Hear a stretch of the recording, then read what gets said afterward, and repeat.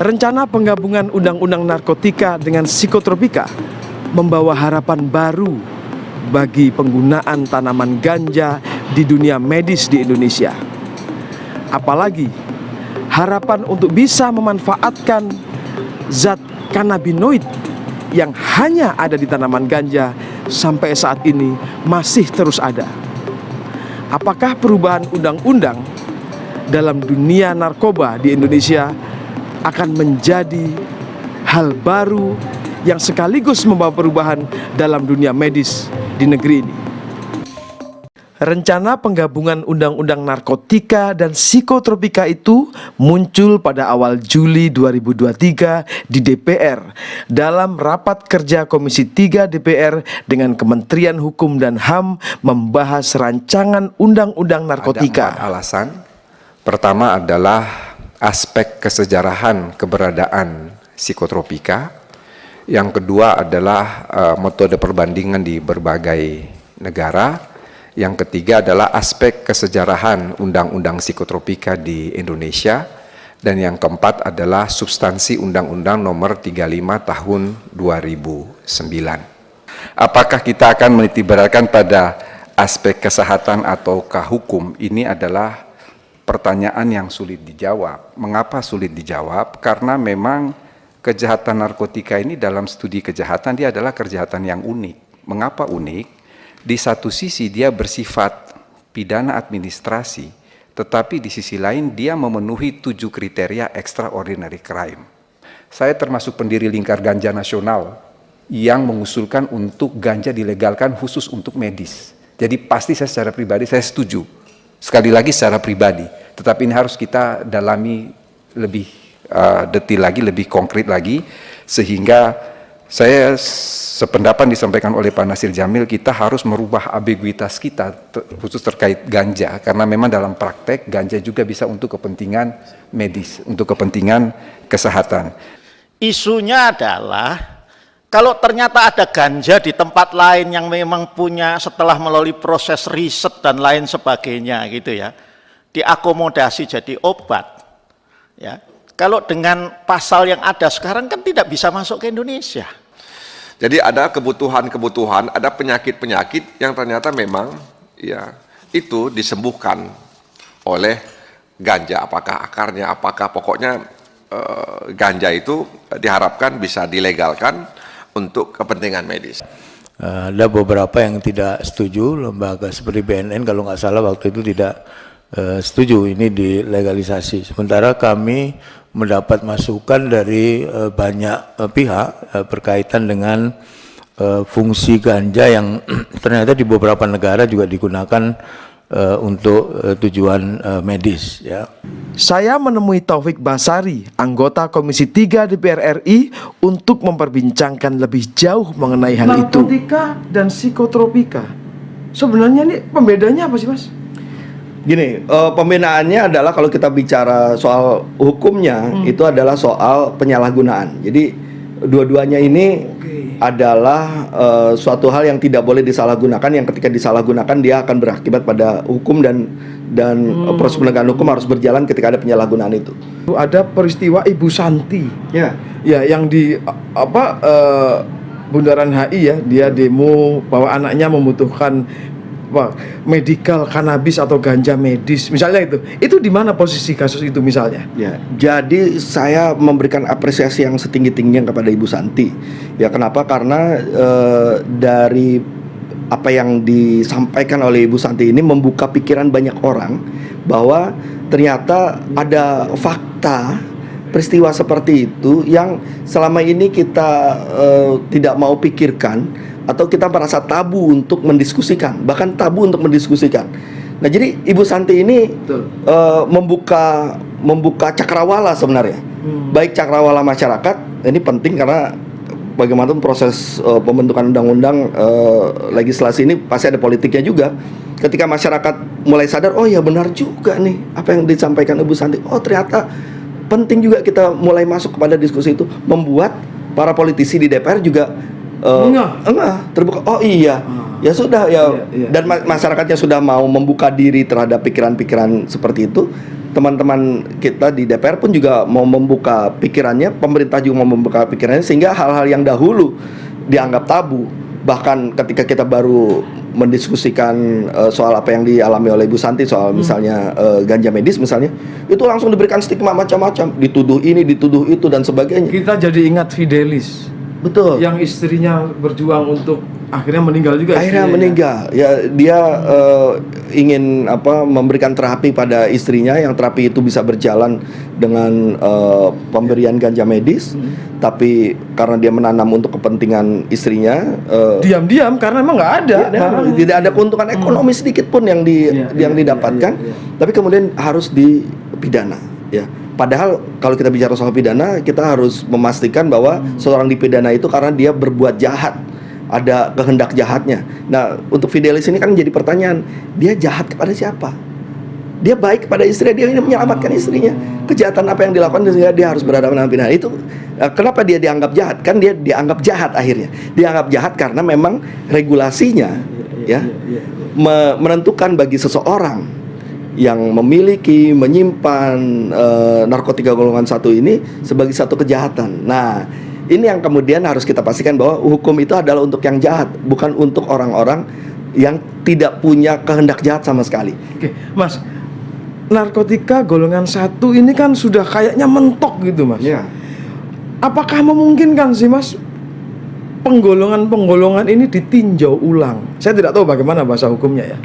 Ya, jadi memang beberapa waktu yang lalu dulu itu susah kita kalau kita mau mendiskusikan bagaimana kita mencoba membongkar ulang, berdiskusi ulang soal golongan 1 ini, karena itu tadi soal stigma dan macam-macam.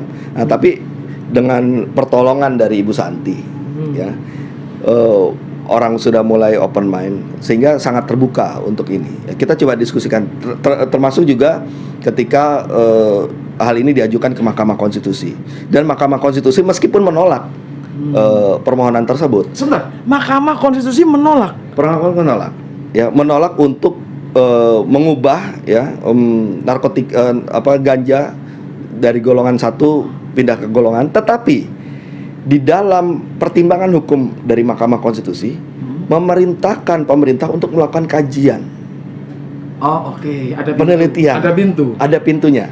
Artinya apa? Artinya memang putusan MK lebih pada bahwa ya kita tidak bisa langsung melakukan perubahan itu, tapi harus didahului dengan penelitian. Kalau penelitiannya menunjukkan ke arah ada kebutuhan untuk melakukan perubahan terhadap penggolongan, maka lakukanlah. Jangan kemudian mentabukan ini. Jangan kemudian menutup diri terhadap riset. Jangan menutup diri terhadap kemungkinan-kemungkinan yang mungkin belum kita bisa bayangkan sekarang. Jadi ya sudah, kita ada tahapannya, lakukan penelitian. Kalau penelitiannya menunjukkan hal yang mengarah ke sana, tidak ada salahnya kemudian kita mulai mempertimbangkan ya untuk membuat rumusan-rumusan baru yang bisa mengakomodir hal-hal ini. Ketua Pusat Riset Obat Herbal Universitas Syah Kuala Banda Aceh, Dr. Khairan, menjelaskan keunikan tanaman ganja di dunia medis yang sampai saat ini belum dieksplorasi di Indonesia. Karena dari awal ganja secara general masih digolongkan narkoba golongan 1, maka bahkan tingkat pembedaan jenis ganja pun tidak diketahui ya, Dok ya? Itulah karena keterbatasan tadi. Kami berharap begini ya, misalnya Aceh saat ini sudah ada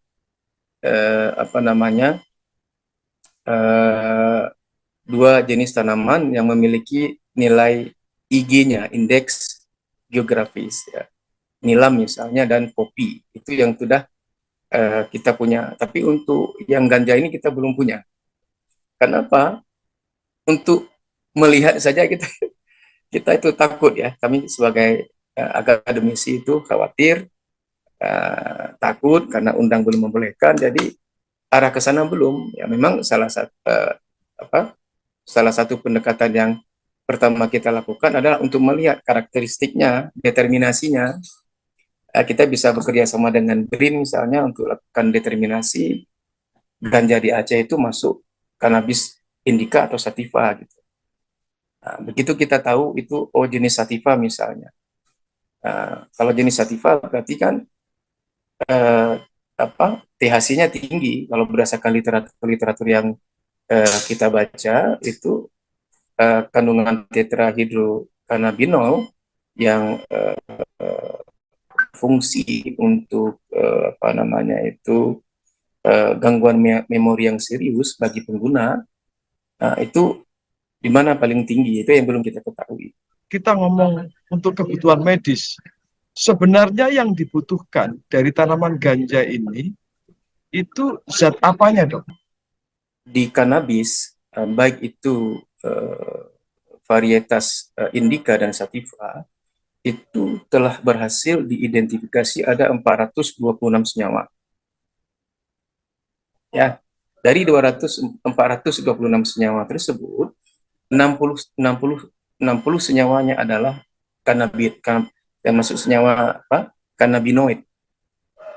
Ya, cannabinoid. Nah, cannabinoid ini terdiri dari beberapa, ada THC tadi yang saya sebutkan tadi, ada namanya CBG itu cannabigerol, dan ada namanya CBD cannabidiol.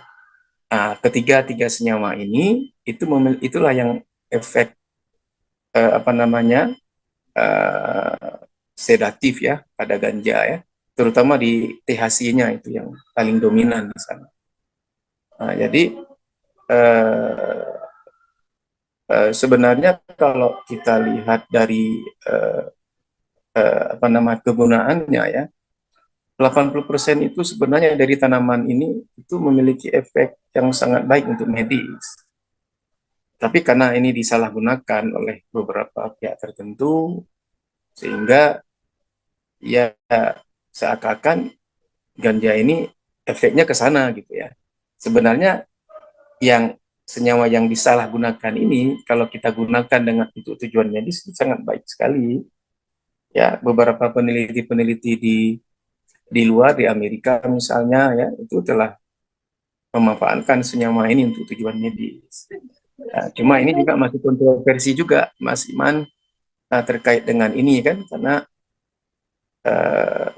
karena itu tadi, karena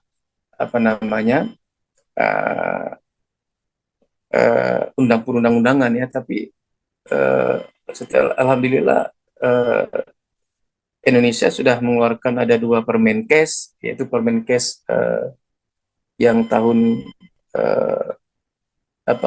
nomor 5 tahun 2023 dan Permenkes nomor 16 tahun 2022 itu yang membolehkan untuk meneliti ganja untuk medis ya. Cuma masih dibatasi, di dalam Permenkes tersebut masih dibatasi bahwa sampel yang kita gunakan itu terbatas dalam bentuk ekstra. Kita kembali ke 60 senyawa yang memabukkan cannabinoid ini. Apakah 60 senyawa ini itu punya manfaat lain selain membuat orang gampangnya mabuk itu, Dok? Ya, dari literatur yang kita baca itu memiliki sifat sebagai anti-cancer, antibakteri, anti-hipertensi, kemudian antimikrobial, anti-helminthius, anti-cacing, banyak yang berefek ke sana. Senyawa yang ada di dalamnya adalah cannabinoid ataupun cannabigerol, cannabidol. Seperti pada halnya misalnya di bawang putih ada alisin, karena kalau bahasa latinnya kan bawang putih Allium sativum. Jadi senyawa pencirinya adalah alisin. Begitu juga pada kunyit, kurkumin yang ada, ataupun kurkuminoid. Pada ganja juga seperti itu, kanabis, maka senyawa aktif pencirinya adalah cannabinoid. Tentu dengan kadar tertentu. Tentu ini kan ranahnya ilmu kedokteran. Obat yang diberikan pada dosis tertentu akan berefek. Tapi kalau kita berikan pada dosis yang berlebihan, itu tidak akan berefek, bahkan akan menghasilkan efek samping. Jadi sesuatu yang kita konsumsi sesuai dengan dosis, nah itu insya Allah ada efek farmakologisnya. Tapi kalau di luar itu ya efek toksikologisnya yang kita dapatkan. Ketika ini katakanlah dibuka keran untuk diteliti, kira-kira jumlah tempat penelitian laboratoriumnya itu di Indonesia sangat banyak atau perlu ada spesifikasi khusus untuk meneliti kanabis atau ganja ini, Dok? Kalau kita lihat di Permenkes nomor 5 tahun 2023, itu kan diatur terkait dengan dari pembibitan, penanaman, budidaya, itu harus ada ruangan khusus, Pak Mas Iman. Itu kalau tidak salah di Thailand itu malah dikawal oleh tentara mereka, ya. Jadi orang yang keluar masuk ke sana itu dikawal, sehingga yang boleh masuk ke sana adalah ya yang betul-betul ada izin ke sana, peneliti ya. Nah, jadi kalau memang Indonesia kalau menurut pandangan saya ingin mendalami tanaman ini, mungkin harus dibuat tempat khusus, lab khusus tersendiri dia yang dengan security yang sangat ketat, sehingga nanti itu apa namanya itu baru bisa jalan ke sana gitu kan. Karena dikhawatirkan nanti penyalahgunaan yang tidak baik. Saya ke Yogyakarta menemui Santi Warastuti, salah satu pejuang ganja medis untuk anaknya Pika Sasi Kirana. Jadi waktu tahun 2020 kita mengajukan gugatan ke MK itu didorong karena saya mendengar pemanfaatan ganja untuk pengobatan medis. Dan saya mempunyai anak yang berkebutuhan khusus dengan kondisi cerebral palsy dengan penyakit penyerta salah satunya epilepsi. Oke. Dan itu di luar negeri ganja sudah banyak digunakan sebagai obat epilepsi untuk anti kejang. Nah, karena saya ingin merasakan manfaat ganja untuk anak saya, otomatis kalau di Indonesia ganja masih golongan 1 tuh Mas. Kan itu nggak bisa disentuh oleh siapapun. Nah, langkah awal itu adalah menurunkan golongan ganja dari golongan 1 ke golongan 3 atau golongan 2 lah. Jadi langkah awalnya bisa diteliti. Ya. Mbak Santi ini taunya dari mana bahwa ganja medis itu bisa digunakan untuk, saya tidak tahu ya, menyembuhkan atau seperti apa untuk di Pika? Ya. Jadi awalnya kita bertiga ini stay di Bali Mas, kita tinggal di Bali. Nah, saya bekerja dengan orang asing, dengan bule itulah istilahnya. Jadi atas nama saya itu kan orang asing yang sering traveling ke luar negeri. Saat itu Pika udah sakit tuh, udah divonis epilepsi itu. Pas beliau keluar negeri, saya dikirimi botol tuh, foto botol, mungkin lewat Skype ya, dulu belum ada WA dan lain-lain. Nah, dikirim foto botol Santi ini kalau di negaraku dipakai obat epilepsi nih, mau nggak tak bawain? Nah, dan di botolnya tertulis tuh kanabis. Nah, ya saya kan nggak bisa ngapa-ngapain Mas. Nah, setelah kita pulang ke Jogja, saya bertemu dengan Ibu Dwi Pertiwi. Ibu Dwi Pertiwi ini ibunya almarhum Musa. Jadi Ibu Dwi Pertiwi itu membawa Musa untuk treatment ganja ke Australia. Musa kondisinya sama dengan di Pika? Kalau bagi saya lebih lebih buruk daripada Pika. Karena Musa ini lebih tua dari Pika, tapi kondisi fisiknya lebih kecil dari Pika dan spastik, lebih spastik, kemudian pernafasannya itu banyak dahaknya gitu. Pola tidurnya amburadul. Jadi kemudian setelah pulang dari sana itu kok pola tidurnya bagus, kejangnya kayaknya nggak ada deh waktu itu. Kemudian makannya banyak. Nah itu kan, loh diapain ya Kok Musa? bisa? Setelah dari Australia treatment dengan ganja medis itu.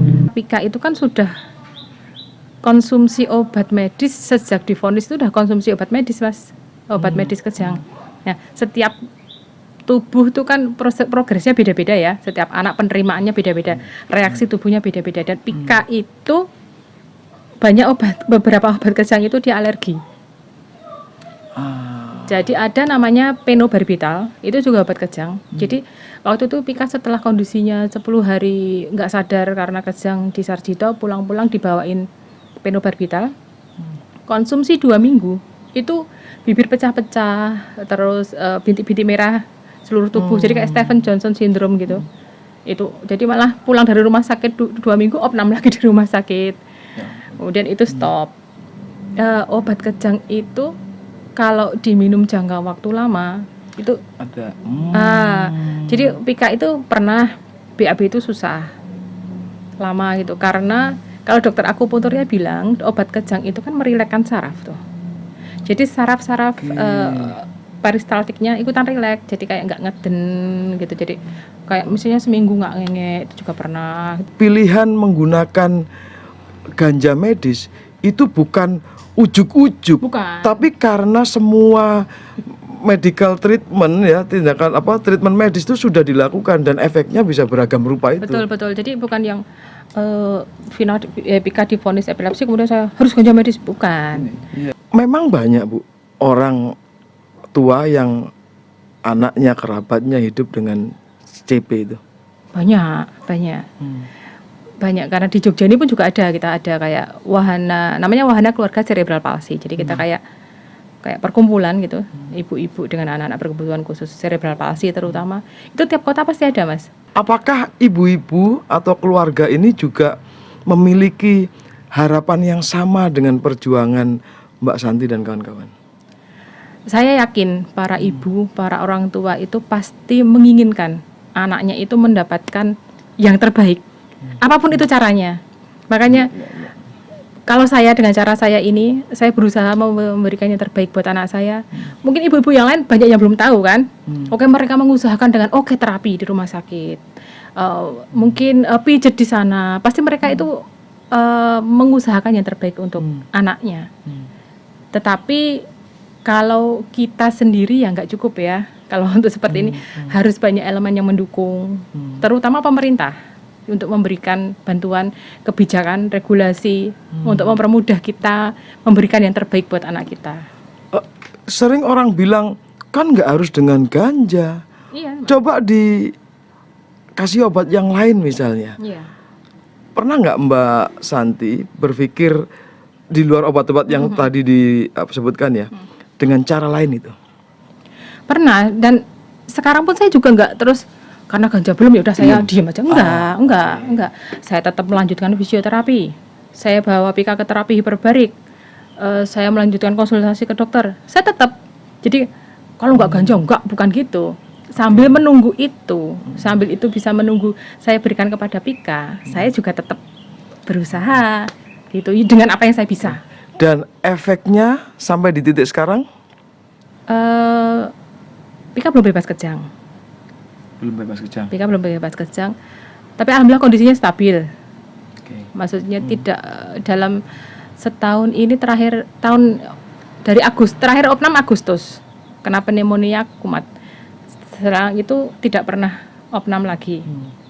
Jadi kondisinya stabil, tetapi belum bebas kejang. Jadi concern saya ke ganja medis itu kan memang untuk kejang. Jadi karena kalau kejangnya masih ada itu mengganggu proses terapinya. Jadi kalau udah bisa jalan, udah bisa merangkak, udah bisa tengkurap, kok kejang, nah itu bisa menurun. Jadi kayak kita ngulang lagi, nah, itu kan ya capek toh Mas. Kita saja, wis seneng anaknya wis bisa mengkurep, kok tiba-tiba kejang ngedrop, nanti nggak bisa tengkurap lagi.